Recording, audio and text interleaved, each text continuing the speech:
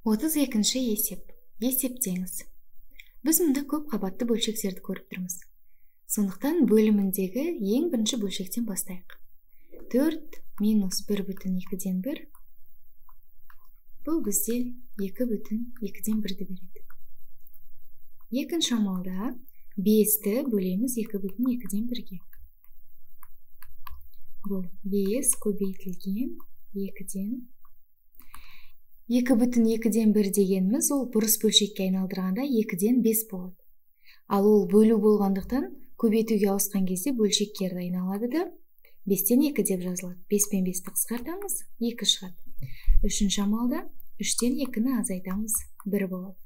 Төртінші амалда 2-ні 1-ге бөлеміз, 2 шығады.